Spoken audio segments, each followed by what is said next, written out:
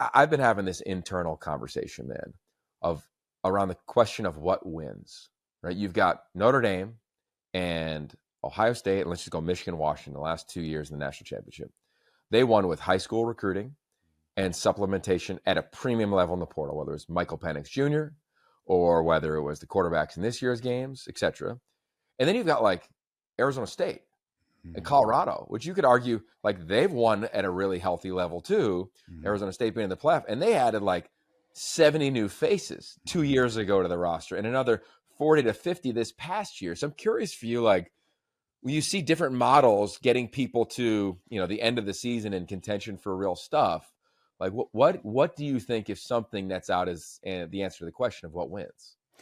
Yeah, Arizona State's a good outlier to me. But I would point to Kenny Dillingham. I think he's magic. I think he's got some Dan Campbell in him. Yeah. I think he's got some real juice as a young, engaging, energetic, passionate guy that I would point to him specifically, and Scattaboo obviously to explain a lot of that.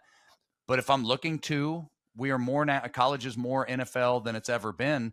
Look at long-term sustained success in the NFL. It is Ravens. I know the Steelers are struggling a little bit right now, but they've been good for a long time. And the Green Bay Packers are three teams that jump to mind. They have long been draft and develop. They have, in a world where it's like, if you're not good immediately, cast to the side, Green Bay tends to give a little more runway to players to figure out what it takes to be in the NFL. So I think that the model of the teams that you reference, Ohio State and Notre Dame, this year's example, talent evaluation has never been more difficult, but it's never been more important, because trying to win the sweepstakes on the next Dylan Raiola or Bryce Underwood or these unproven products coming out of high school, I think we're going to see, just like the NFL is 50-50 with first round draft picks. I think you experience and developing over long periods of time is ultimately the recipe. But quarterback's always going to be its own discussion.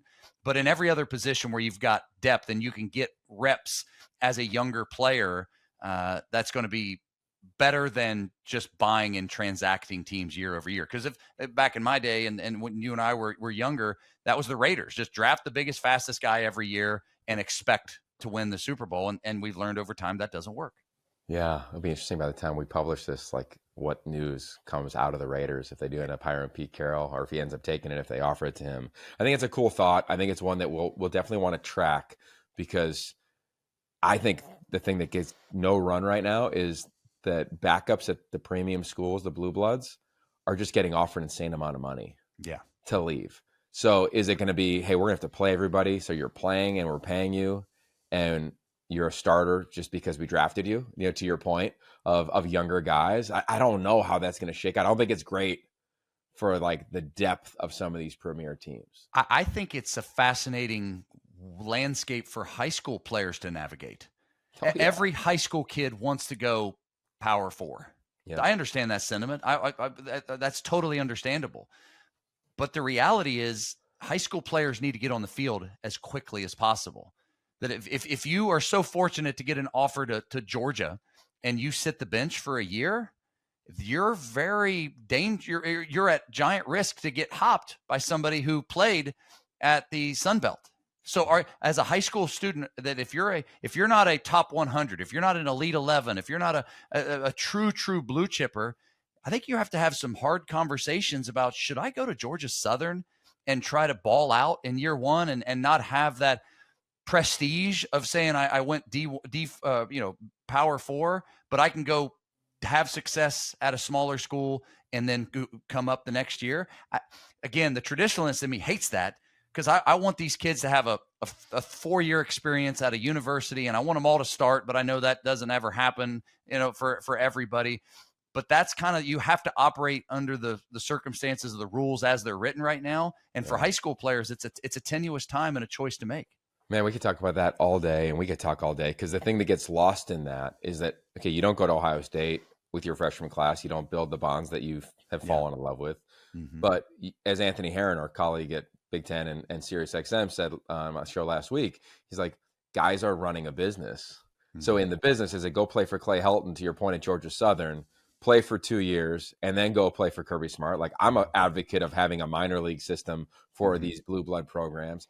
And the thing forgotten totally is, I don't know about you, but I remember freshman year being like, holy crap, like this is a lot of an adjustment. I got to go to school. I'm away from home. Like, there's the mental side of like, you're never going to be at your best like you were your senior year of high school, your freshman year in college, wherever you go. So there's just so many there. All right, we got to get real quick, Yogi. Yeah. I appreciate you thinking my time, but I love talking to you.